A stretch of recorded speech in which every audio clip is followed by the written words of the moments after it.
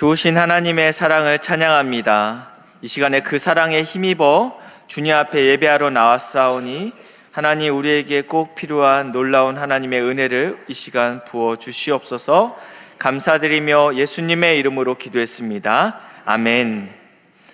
오늘 함께 읽었던 디모데 전서는 에베소에서 목회하고 있는 영적인 아들 디모데에게 사도 바울이 보냈던 목회 서신입니다. 특별히 이 에베소 지역은요, 사도 바울이 3차 전도 여행 때 3년간이나 머물면서 하나님의 말씀을 밤낮으로 전했던 곳이 이 에베소입니다. 이 에베소는 굉장히 큰 도시입니다. 그래서 소아시아 지역의 정치와 경제, 그리고 의술, 그리고 종교의 중심지였습니다. 이곳에는 로마 황제를 위한 신전이 2개가 있었고요. 그리고 의술의 신을 섬기는 신전도 있었습니다. 그 외에 다른 많은 신전들이 이 에베소에 있었습니다. 특별히 최고의 신은 다산과 풍요를 주관하는 아데미 여신입니다. 이 아데미 여신을 모시는 신전은 그 규모가 거대하고 웅장해서 세계 7대 불가사의 건축물 중에 하나로 꼽히기도 합니다. 이 신전으로 인해서 에베소 지역의 경제적인 파급력이 엄청났는데 수천 명의 사제와 종교 관계자들이 고용되어 있었고 매년 봄 한 달간 도시 전체가 아데미 축제로 들썩였습니다. 이런 에베소의 배경 가운데 이 사도 바울이 목회자 디모데에게 이렇게 경고합니다. 5절입니다. 마음이 부패하여지고 진리를 잃어버려 경건을 이익의 방도로 생각하는 자들의 다툼이 일어나느니라. 사도행전에 보시면 이 에베소에서 이러한 폭동이 일어났습니다.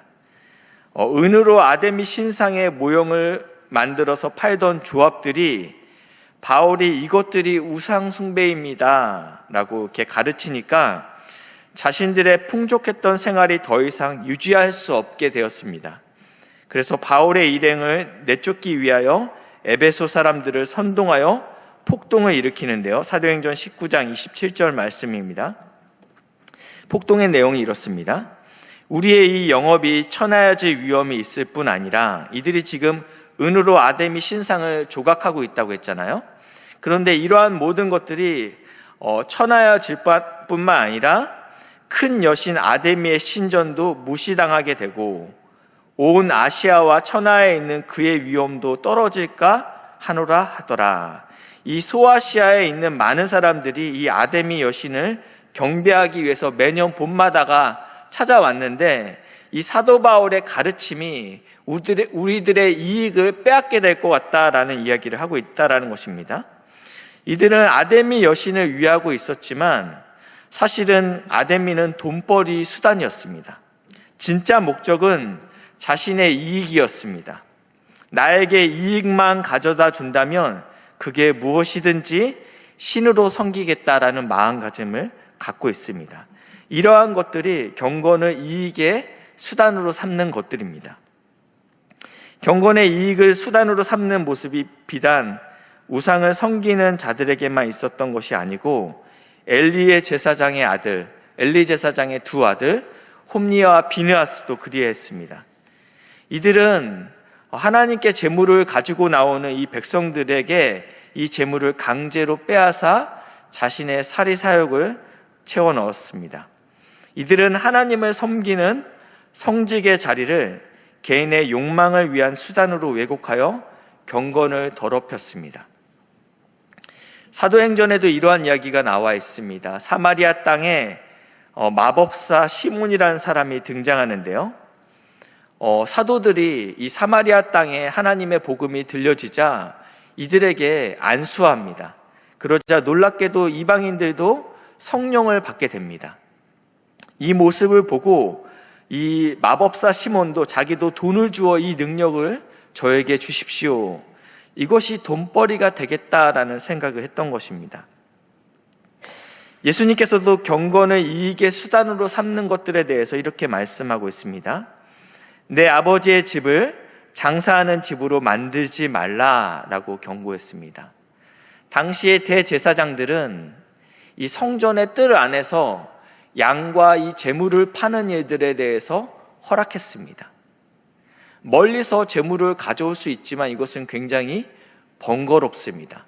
그리고 문제는 제사장들이 이 제물에 대해서 흠이 있다고 이야기하면 이 양은 드려질 수 있는 양들이 아닙니다.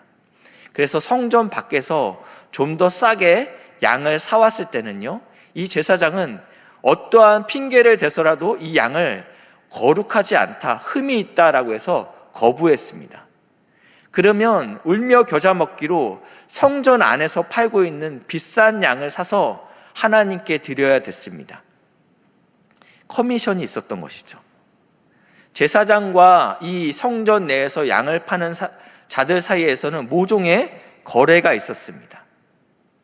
그리고 성전 안에서 드려지는 화폐는요, 이 성전에서만 쓰여지는 화폐였습니다. 이것 때문에 막대한 환차 이익이 발생됐습니다. 이러한 모든 것들이 지금 예수님께서 말씀하시는 내 아버지의 집으로 장사하는 집을 만들지 말라라고 경고했던 경건을 자신의 이익으로 삼는 행동이라는 것입니다. 그런데 오늘 본문 6절에 보시니까요, 경건은 큰 이익이 된다라고 말씀하고 있습니다. 무슨 뜻입니까? 경건이 이익을 얻기 위한 수단이 되면 안 되고, 경건 자체가 목적이 될 때 그것이 우리의 삶에 이익이 된다라는 말씀입니다. 그런데 그러기 위해서 한 가지 조건이 붙는데요. 6절입니다. 자족하는 마음이 있으면 경건은 큰 이익이 된다. 이 자족이라는 단어는 어떠한 외적인 환경이나 조건에 따라서 변화되는 것이 아닙니다. 만약에 우리의 집이 30평대다. 그러면 나는 자족할 수 있어. 내가 사는 곳이 아파트라면 나는 자족할 수 있어. 내가 다른 건 몰라도 내가 저 사람보다는 좀 더 잘 살아면 내가 자족할 수 있어. 이런 것은 사실은 자족이 아니죠. 어떠한 기준이 충족될 때 만족하는 것들의 자족이 아니라는 것입니다. 상대적인 것이나 외부의 기준이 아니라 오직 내 안 그것과 상관없이 스스로 만족하는 마음을 우리는 자족이라고 이야기합니다. 그렇지만 우리는 사실은 우리의 힘으로 자족할 수 없습니다. 끊임없이 비교하기 때문입니다. 그리고 끊임없이 다른 상황을 보게 되면서 우리 안에 불안함과 불행함이 우리에게 찾아오게 된다는 것입니다. 우리는 어떻게 자족할 수 있습니까? 첫 번째는 주님께서 힘을 주셔야 됩니다. 빌립보서 4장 11절, 12절 말씀입니다. 제가 11절 읽겠습니다. 내가 궁핍함으로 말하는 것이 아니니라. 어떠한 형편에서든지 나는 자족하기를 배웠노라. 12절 읽어주시겠어요? 시작.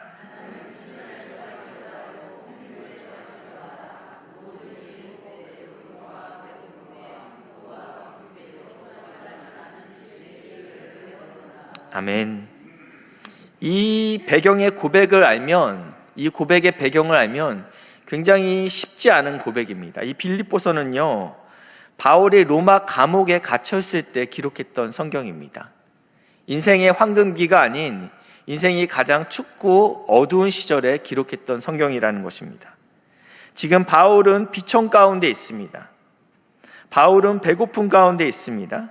굴욕 가운데, 낙심 가운데 있는데 지금 뭐라고 표현하냐면 나는 자족하기를 알고 있다라고 표현하고 있습니다.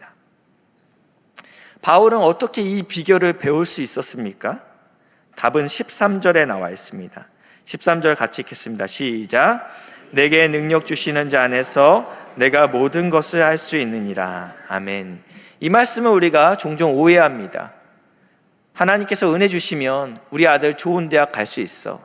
하나님이 은혜 주시면 좋은 회사 취직할 수 있어. 하나님이 은혜 주시면 이 암도 고칠 수 있어 라고 우리가 이 말씀을 그렇게 물론 하나님이 은혜 주시면 모든 것이 가능한 것은 사실입니다. 그렇지만 이 문맥 안에서는요, 사도 바울은 감옥 안에 있다라는 것입니다. 지금 비천한 가운데 있고 또 가난한 가운데 있고 낙심 가운데 있는데 그럼에도 불구하고 내가 자족할 수 있다라는 것입니다. 빌립보에서는요, 바울이 옥중에 기록했다라고 말씀드리고 있는데요. 바울은 그의 몸은 지금 오간에 갇혀 있습니다. 그러나 그의 영은 하나님의 은혜 안에 있다라는 것입니다. 내게 능력 주시는 자 안에서라고 표현하고 있다는 것입니다. 분명 환경은 좋지 않지만 그의 영은 지금 하나님의 은혜 안에 거하고 있다는 것입니다. 성도의 자족은 자기 체면이 아닙니다. 자기 주문이 아니고요. 그리고 긍정의 힘, 정신 승리가 아니라는 것입니다.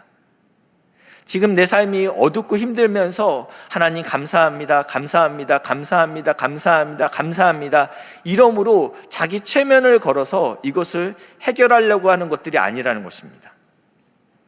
우리 안에는 스스로 자족할 만한 능력이나 힘이 없습니다. 그러나 하나님께서 우리에게 힘을 주시면 가능합니다. 사실은 이게 잘 이해가 되지 않습니다. 저는 98년도에 이제 중간고사를 앞두고 도서관에서 아침에 그날 읽어야 될 성경 말씀을 펴고 읽기 시작했습니다. 그 말씀이 시편 23편 말씀입니다. 여호와는 나의 목자시니 내게 부족함이 없으리로다. 그 다음 말씀으로 넘어가야 되는데 이 말씀에 저는 내게 부족함이 없으리로다 이 말씀이 이해가 되지 않더라고요. 그러면서 제가 이렇게 고백했어요. 하나님한테요. 하나님, 저 참 많이 부족해요. 저 이것도 없고요. 저것도 없어요. 그러면서 나의 없음을 계속 하나님한테 고백하고 있었어요. 이 문제가 해결돼야지 2절로 넘어가는데 이 문제가 제 안에서 해결되지 않고 있었습니다. 그러고 있는데 하나님께서 마치 저에게 이렇게 말씀하시는 것처럼 느껴졌습니다. 박구야, 내가 너의 목자가 맞느냐라고 물으셨어요. 그 질문 앞에 저는 너무나도 명쾌하게 대답할 수는 있었어요. 그렇습니다, 주님. 당신이 저의 목자 맞습니다. 그러니까 주님께서 제 마음에 어떠한 평안함을 주시냐면 그러면 너한테 부족함 없어 라고 말씀하시더라고요.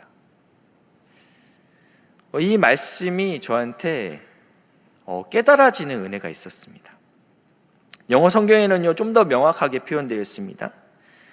주님께서 나의 목자 되십니다. 나는 모든 것을 가지고 있습니다. 어떠한 모든 것이죠?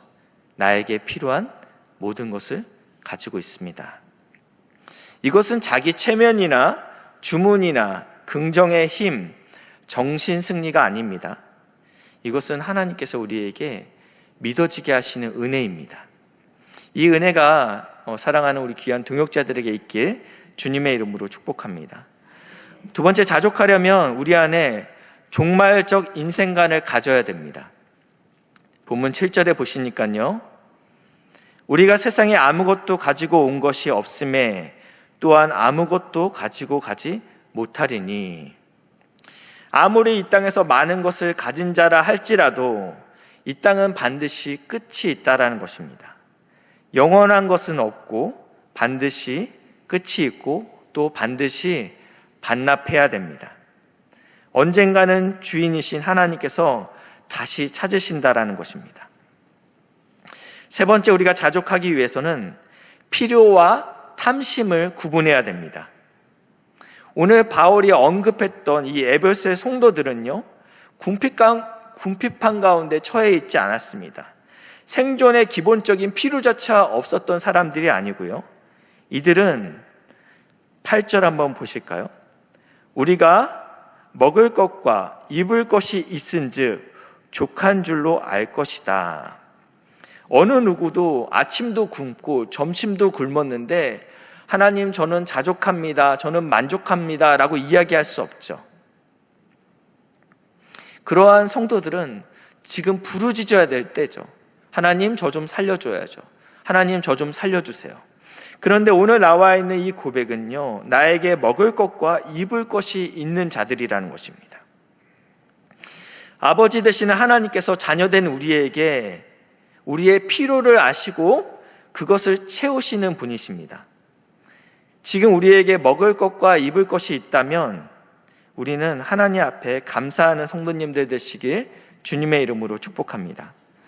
마태복음 6장 25절 26절 말씀인데요.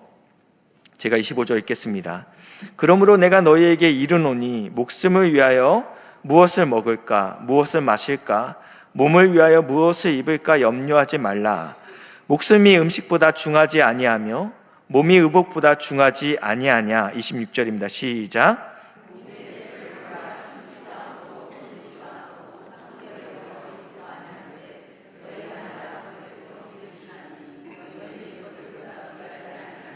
아멘. 여기서 목숨을 위한 의식주를 염려하지 말라고 합니다. 무슨 말씀이냐면 옷이 10벌 있는데 오늘은 뭘 입을 옷이 없네 이런 것이 아닌 내가 겨울옷이 있다면 염려하지 말라라는 의미입니다.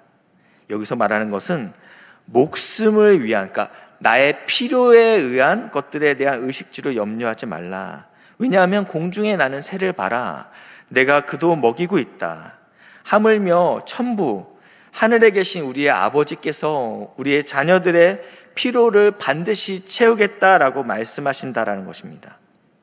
디모데전서 6장 17절 말씀인데요. 내가 이 세대에게 부한 자들에게 명하여 마음을 높이지 말고 정함이 없는 재물에 소망을 두지 말고, 그 다음 말씀이 중요한데요. 오직 우리에게 모든 것을 후히 주사 누리게 하시는 하나님께 우리의 마음을 두라라고 말씀하고 있습니다. 부한 자들에게, 재물에게 우리의 마음을 빼앗기지 말고 천부 하나님께 마음을 두라고 말씀했는데, 이 하나님께서 우리에게 후히 주시고 누리게 하신다라고 약속하고 있다는 것입니다. 우리의 필요에 대해서 하나님께서 반드시 마음껏 구하시길 바랍니다. 우리가 미처 구하지 못하더라도 하늘에 계신 우리 아버지께서 우리가 무엇이 필요한지 누구보다도 더 잘 아시는 분이십니다. 문제는 우리의 만족에 끝이 없다라는 것입니다. 우리는 필요를 넘어서 욕심을 채우는 것이 문제라는 것입니다. 9절 한번 보실까요? 부하려 하는 자들은, 그러니까 필요를 넘어서 욕심을 채우려는 자들입니다. 시험과 올무와 여러 가지 어리석고 해로운 욕심에 떨어지나니 곧 사람으로 파멸과 멸망에 빠지게 하는 것이다. 천부 하나님께서 우리의 모든 필요를 채우신다라고 분명히 약속했지만 그것을 넘어선 탐심을 이야기하고 있다는 것입니다. 이러한 사람들이 욕심 가운데 떨어질 것이다. 파멸과 멸망에 빠질 것이다 라고 이야기하면서 경고하고 있습니다. 잠언에는요, 만족을 모르는 사람들에 대해서 이렇게 표현하고 있는데요. 잠언 30장 15절 말씀입니다. 거머리에게는 두 딸이 있어 다오다오 하는지라. 자꾸 뭘 달래요. 족한 줄 알지 못하며 족하다 하지 아니하는 것 서너시 있으니. 이 지혜자가 보니까, 이 땅을 살다 보니까 계속적으로 달라고 하는 것들이 서너 가지가 있다는 거예요. 첫 번째, 스올, 지옥입니다. 두 번째, 아이 배지 못한 태와. 여기에 대해서 우리가 충분히 알고 있고 이해할 수 있죠. 물로 채울 수 없는 땅과, 그리고 족하다 하지 아니하는 불이다. 하나님께서는 아담과 하와에게 에덴 동산에서 모든 과실을 먹으라고 말씀하십니다. 사시사철 많은 과실들이, 열매들이 맺게 되었습니다. 모든 것을 먹으라고 합니다. 그렇지만 선악과만 먹지 말라 말씀하시죠. 하나님은 이미 우리에게 모든 필요한 것을 넘치도록 주셨습니다. 그리고 모든 것을 다스리고 통치하라고 말씀하셨습니다. 인간은 모든 피조물의 으뜸이 되었습니다. 그러나 이들은 창조주이신 하나님과 같이 되고자 하는 마음을 품었다라는 것입니다. 하나님께서는 이미 아담과 하와에게 필요한 모든 것을 넘치도록 채우셨습니다. 그러나 그 인간의 마음에 어떠한 탐심이 들었냐면 내가 하나님과 같아져야 되겠다라는 마음이 생겼다라는 것입니다. 하나님께서는 광야의 백성들에게 매일 신선한 만나를 충분하게 주셨습니다. 출애굽기 16장 18절 말씀인데요. 오멜로 되어본즉 많이 거둔 자도 남음이 없고 적게 거둔 자도 부족함이 없이 각 사람은 먹을 만큼 거두었더라. 나는 많이 먹는 사람이면 많이 걷게 하셨어요. 그리고 나는 식욕이 그렇게 크지 않은 사람은 또 그만큼 본인이 원하는 만큼 거둘 수 있게 하나님께서 하셨습니다. 문제는 무엇이냐면 이 안에 있는 욕심으로 인해서 필요 이상으로 거둔 자들이 있다는 것입니다. 어떻게 됐습니까? 그 다음날 아침에 텐트 안에 벌레가 꼬이고 또 냄새가 나서 장막이 퍼져나가기 시작했다는 것입니다. 우리의 아버지 되시는 하나님은 우리의 필요를 채우시는 분이시지만 우리의 탐심까지 채우는 분이 아니십니다. 야고보서 4장 3절 말씀에 구하여도 받지 못함은 정욕으로 쓰려고 잘못 구하기 때문이라. 아멘. 본문 10절을 보시겠습니다. 우리 같이 한번 읽겠습니다. 10절입니다. 시작.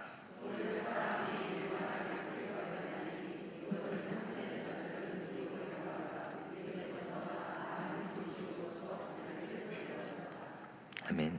모든 탐심 중에 끝판왕에 있는데 가장 심각한 죄악이 있는데 바로 돈이라고 이야기하고 있습니다. 돈을 사랑함이 모든 악의 근원이라고 이야기하고 있습니다. 이것을 탐하는 자들은 결국 믿음에서 떠나게 되고 근심이 가득하게 된다라고 말하고 있습니다. 그러므로 우리는 우리에게 마땅히 있어야 할 필요와 만족할 줄 모르는 탐욕을 구분해야 된다는 것입니다. 돈이 우리에게 필요하죠. 필요와 탐욕을 구분해야 된다는 것입니다. 여기까지 한번 정리하겠습니다. 오늘 설교의 제목처럼 만족하는 신앙이 되기 위해서는 첫 번째는 사도 바울의 고백처럼 내게 능력 주시는 자 안에서 내가 모든 것을 자족할 수 있습니다. 하나님이 힘 주셔야 내가 만족할 수 있습니다. 이 고백을 해야 된다는 것입니다. 두 번째 고백은요, 빈손으로 왔다 빈손으로 가는 이 반드시 끝이 있다는 것을 기억해야 된다는 것입니다. 세 번째, 자족하기 위해서는 필요와 탐욕을 구별하여서 우리가 필요의 영역은 하나님께서 채워주시기를 기도하고 자족하는 마음을 구해야 된다는 것입니다. 이 지혜자가 잠언 30장 7절에 이렇게 기도하고 있습니다. 내가 두 가지 일을 주께 구하였사오니 내가 죽기 전에 내게 거절하지 마옵소서. 이렇게 간구하면서 기도하고 있습니다. 8절, 곧 헛된 것과 거짓말을 내게서 멀리 하옵시며 나를 가난하게도 마옵시고 부하게도 마옵시고 오직 필요한 양식으로 나를 먹이시옵소서. 9절 함께 같이 읽을까요? 시작.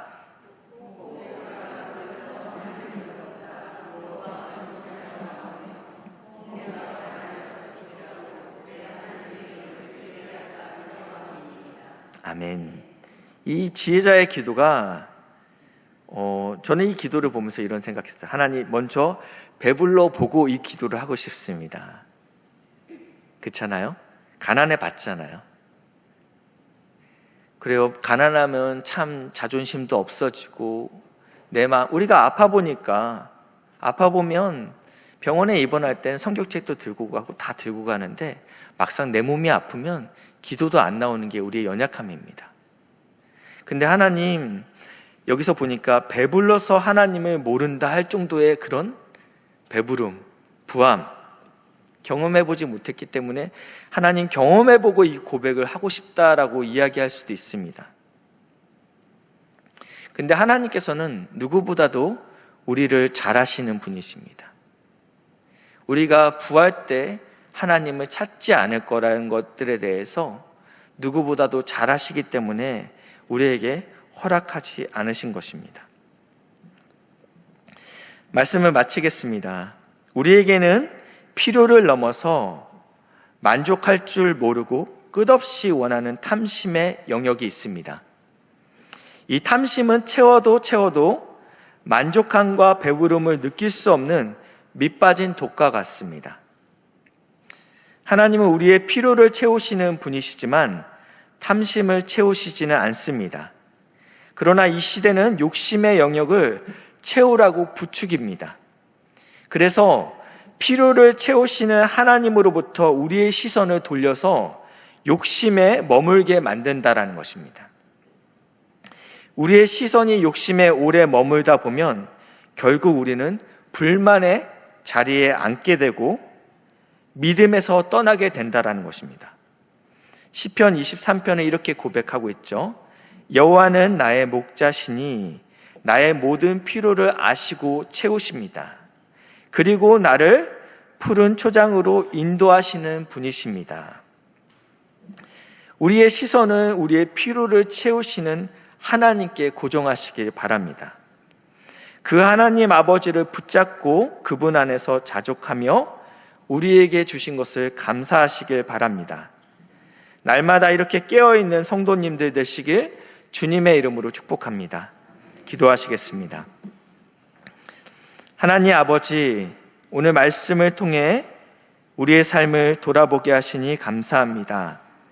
우리가 얼마나 많은 것들로 채우려 하고 끊임없이 더 가지려 했는지 깨닫게 하셨습니다.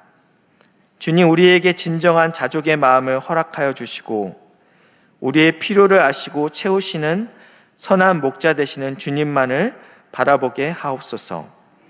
우리의 힘으로는 자족할 수 없사오니 주님께서 능력을 더하여 주시고 이 땅의 모든 것이 끝이 있음을 기억하고 영원한 것을 사모하며 살아가게 하여 주시옵소서.